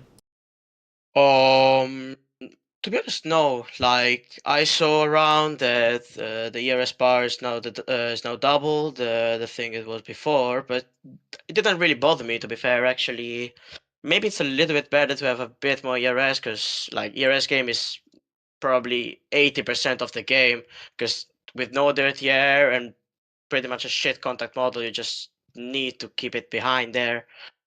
And yeah, handling wise, not really a difference. Qatar was bad also before the patch on Monday, but yeah, overall, like my preference is pre-patch, like pre-Silverstone patch, like the patch who slowed down the cars. That was better than this, to be fair.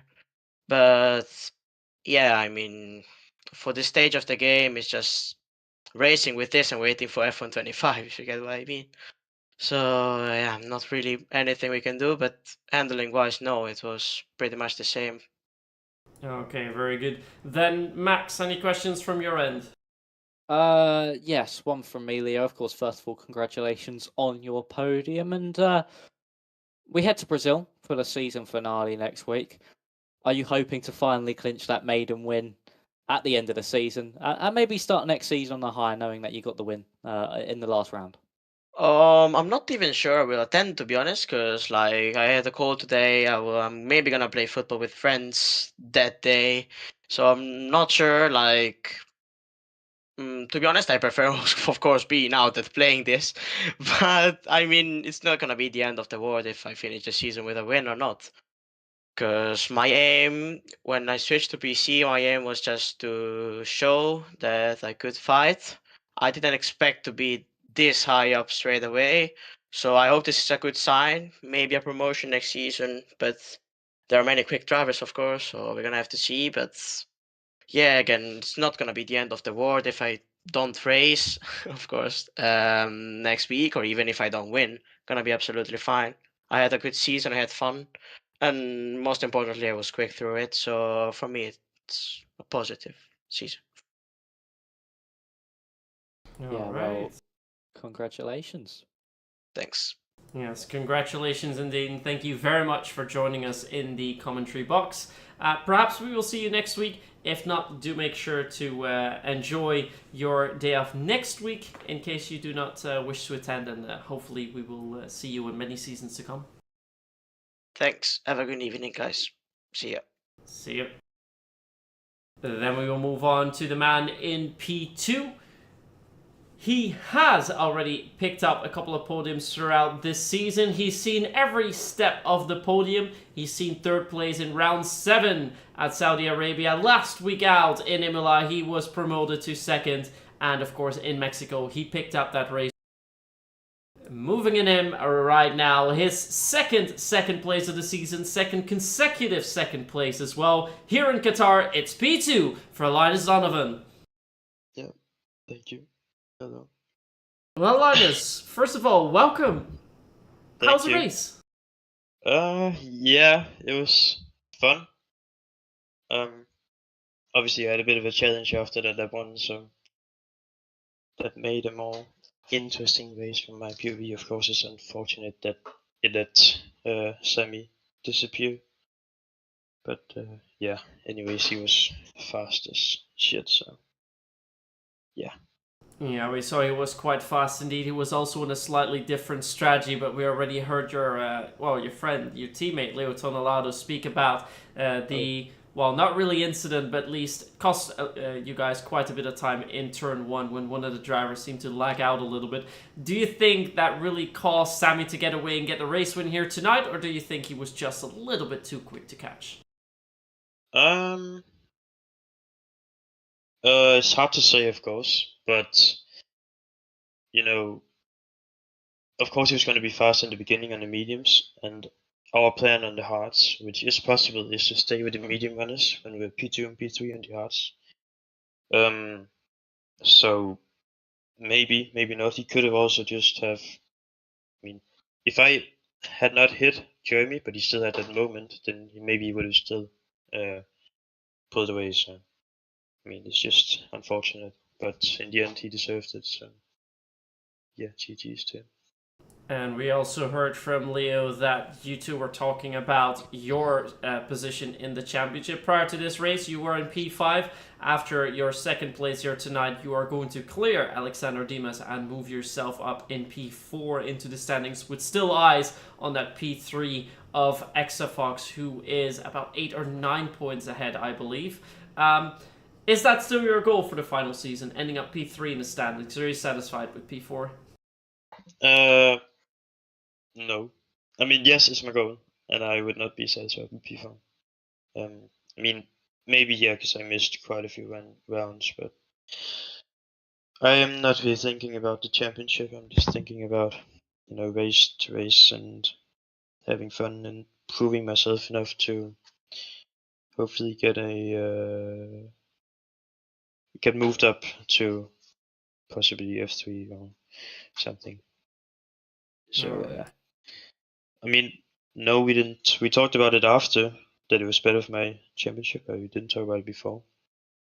But yeah, I mean, yeah, no, I'm not really focusing on it. Alright, and since you mentioned that it's mostly about just seeing it race to race and having a little bit of fun, out of all the races that you had this season, out of the 11 rounds that we had, you participated in 7. Which was your favorite race so far this season? Oh, I mean, maybe Mexico, and not because I won, but because of the last lap.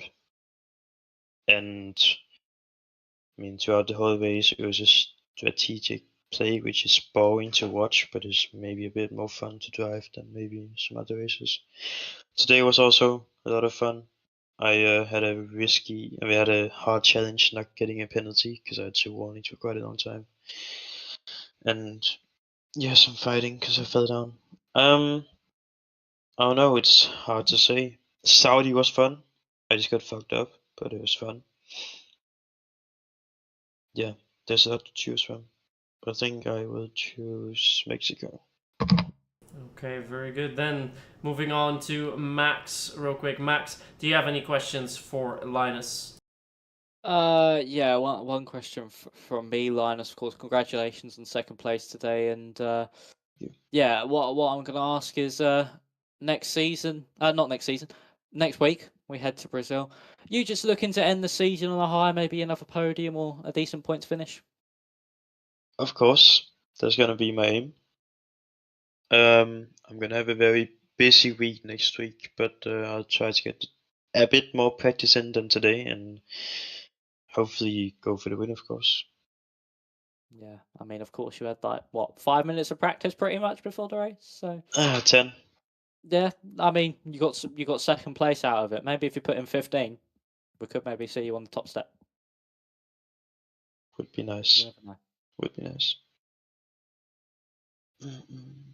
All right. Well, Linus, thank you very much for joining us in the commentary box. Also, big shout out to you for hosting the race here tonight, as you were the one that stepped up. So thank you for that, for making it possible here. And yeah, one more round to go. So let's hope we see you in the commentary box for the final race next week out in Brazil. Yes. Yeah. See you guys. Thanks for being here and commentating, and I'll hopefully see you next week. All right. Thank you so much. Bye. Well, we had Sammy Simeone in the waiting room earlier on, so just keep on chatting for a little bit, see if he comes back so we can have an interview with him, because he is someone who I would like to interview at this moment, because he is keeping that championship fight alive, even though by maybe just the slightest thread, but he has kept it alive. Max, we've been through most of the season now. We've already had 11 races throughout. What was your favorite race so far this season? My favorite race so far this season. Let me quickly bring up the calendar to see what races we have had.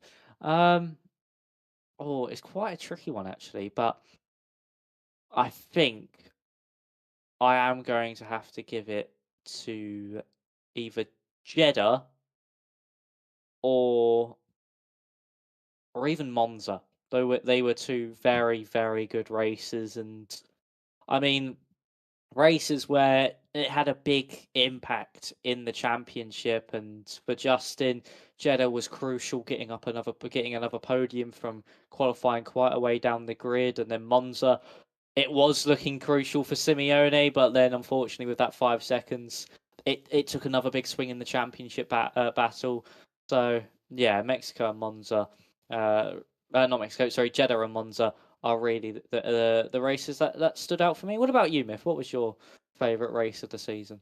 Well, it's funny you mentioned Mexico there, but I think I have to agree with Linus. I do think Mexico was, at least for me, one of the highlights of the season. We saw so many overtakes, so many fights going all the way through. We saw 4 men wide in the final lap, all fighting for that race win, and Linus Donovan getting through. It was one of the best races for me this season. Sadly, I wasn't there for Saudi. Would have loved to see it, but we've seen a lot of good races all the way throughout. Whereas I don't have that much of a memory of the races early on. Definitely the last few races have been good. Mexico was good. Belgium, we've had some good fights with an amazing quali run. Perhaps the most interesting qualifying run that we've seen this season with Exafox getting that pole. We've had a great race last week. Sadly, though, with that stewards inquiry, that changed the results a little bit, although all justified. Let's not get that wrong. And yeah, tonight, a dominating display. First time as well by Sammy. So we've seen a great variety of race results. But I think all the fighting in Mexico does deserve that top step, at least for me. Yeah, that was also a very, very good race. I did really enjoy that one. I mean, that final lap was absolutely crazy. But yeah, I mean, we've still got another fantastic race of Brazil coming up, and I don't think we're going to get Simeone in because at the minute I'm looking at the Discord, and he's not actually currently online. Oh, he's just come back online, but I think he fully came off his PC because he left the in-game lobby as well. So I don't think we're going to get him for an interview, unfortunately. Well, there he is. We just had someone in the chat telling us that he is coming, and he has indeed Oh, joined he the is. waiting room. So we are going to move on to the driver interviews and have an interview with our race winner. So joining us in the commentary box now, we have Sammy Simeone picking up his second race win of the season, and more crucially, keeping the championship hope alive. 18 points to gain in Brazil, 16 points separate him and Justin. But first off, a dominating display here in Qatar. Your race winner, Sammy Simeone. So yeah, hello first. Yeah. So I'm pretty happy of this result. I think that everyone can know that. Didn't know that the race will turn like in this scenario. You know, I was starting on the mediums, and when I saw everyone behind me on the hards, I thought, oh man, I'm dead. But yeah, after that, I knew that I needed to be very fast, and I just pushed, and I think I had a little bit of a pace advantage. Don't know why, but in the end, yeah, there wasn't any safety cars, and it was just pace, pure pace in cleaner. I didn't have DRS and everything, so it was really hard to keep because the other ones behind were also very fast. But yeah, I'm very happy for this result. Yeah, well, first of all, our apologies for the slight delay in his interviews. We had interviews with our drivers in third and second, but thank you very much once more for joining us here. Let's first go to that qualifying, because I'm not sure if anyone told you, but your pole lap time was about half a tenth quicker than the pole lap time in PCF3, which just shows how much of a dominating display you put up in qualifying, more than a tenth clear of your nearest competitor. But that quali lap was quite something, and we saw that final run just before you validated it was even quicker. Qualifying went really well for you, wasn't it? Yeah, I had a good pace since the start of practice. You know, when I did start practice, I saw the pace. I don't know why, but this track felt really good for me. And yeah, did very good times in practice. Not did very good laps in the lobby. I was a bit disappointed of my time, but yeah, still people. I was happy, but yeah, you saw that there was more. 0.9, 0.8 it could be, but it's still pole. Pole is poles. Don't care about the margin. But yeah, very yeah. I think couldn't be better for quali and race. Alright, and then we move on to the race. We already heard you talk about it a little bit earlier on. We saw that there was, at least behind you, a little bit of tussling for position in turn 1, which allowed you to get outside the DRS window and just pull away in the early laps. Was this something you were expecting prior to the race?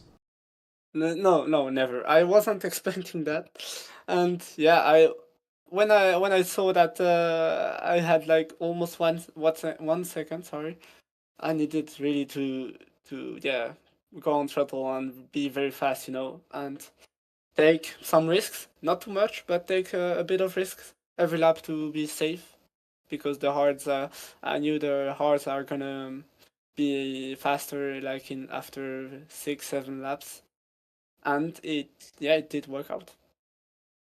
Well, it worked out quite fabulously. The better strategy, as we heard Leo Tonorado also say, in hindsight, and yeah, just your pace all the way throughout was very, very stellar, which ended up with a race win of over 5 seconds. I think that's the biggest margin we've seen all season. So very, very dominating display. So once again, great job. That was really, really impressive.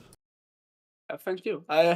didn't expect also to be winning first and winning for with 5 seconds gap. Yeah, didn't expect that. So yeah, and yeah, the championship hope is still alive, but as you know, it's far. 16 points, need a win, and yeah, I don't hope for him a Diana for bad luck. But that's what I need to to win the championship or be equal with him. So yeah, I will do the best I can, and yeah, good luck for him in this final rounds. And yeah, he has a lot of chance to win, Justin, and he was very fast this season, so he deserves it if he wins. All right, well, that also answers the final question that I will still ask. Thank you for that. Max, any questions from your end? Yeah, of course. First of all, congratulations on your win, Sammy. And from me, it's about that last round of the season. I mean, A, are you confident around Brazil? And B, is your approach going to be, it's all or nothing, I have to win, so 100% aggression? Hey, so I think Brazil is I don't really like this track. I hate it, but we'll see my pace around there. But yeah, and B, I think I'm not gonna be 100% aggressive on all or nothing because yeah, I don't wanna finish out of the points in the final race and or have contact with someone. I just want to finish on a good result, and yeah, if I have luck, I finish P1 and he finishes out of the points. But yeah, I'm gonna be still safe because yeah, I could be in danger if I do like bad results and P2, P3, P5 in the standings do better results. Yeah, well, congratulations, Sammy. And yeah, best of luck for you in the championship fight. And you never know. You never know. Next week, we could be interviewing you as the champion. I hope that. I hope. All right, Sammy. Well, thank you very much for joining us. And indeed, as Max said, we wish you all the best for the final round in Brazil next week. We will find out in a week's time if it's all going to be coming together for you or if Justin is just going to pull it through the flames and clinch the title there. The fight is between the two of you, so it's all next week. Thank you, guys. Bye bye.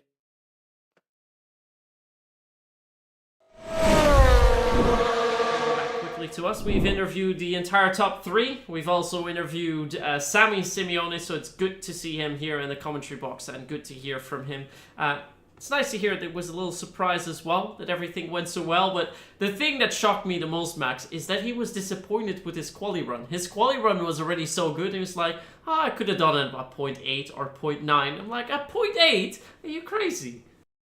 Yeah, I mean, it's quite a shock to see him so disappointed about it, but I mean, I think what makes him disappointed is just the fact he knows he had time in that lap to improve and just shock you even more. I mean, as a driver, you're always looking, even if you are at the top by 2 tenths, you're still looking for that extra bit of improvement. And if you can find it and then invalidate ever so slightly, it is a little bit disappointing knowing that you can go faster. But yeah, for Simeone, it was just an all-round dominant evening and probably the best performance we've seen from a driver so far this season. Yeah, a whole lot of agree there. This was definitely the best performance we've seen so far this season. And the good news is that this keeps the championship hope alive. So we're going to see the fight go all the way down to the wire. Next week, a champion will be crowned. It is either going to be Justin Arts or it is going to be Sammy Simeone. The good news for Justin is that he has a 16-point lead over Sammy. But mind you, before tonight, that was 33 points. So it's not over yet. And a similar performance to tonight could very well see Sammy clinch that title. So definitely do make sure to tune in next week when we head over to Brazil. This was it at least for tonight here at PCF4 here at PSGL for round 11 Qatar. Max, thank you so much for joining me. Hope the race wasn't too bright for you. Hope you got used to the lights a little bit as well. But I think we can agree we've had a favorable result. Let's put it that way. And yeah, all eyes on next week. Yeah, we have had a favourable result, and yes, I have adjusted to the brightness. Thank you, and Myth. But yeah, we've had the result we wanted to see. We wanted to see this championship go to the end of the season, and that's exactly what we're gonna get. And yeah, it's gonna be exciting. And also, thank you, Myth, for joining me this season. It's been an absolute pleasure. Let's hope we have just an exciting final race as we've had all season. Yes, let's hope so indeed. So, we are going to prepare for the race for next week. For everyone in the chat, make sure to be here because next week a champion will be crowned in Brazil as we head to our season finale, round 12 to Interlagos, your final race of the season. The fight is on between Justin Arts and Sammy Simeone. See you all next week, and from myself and Max, have a very good evening, and until then, good night.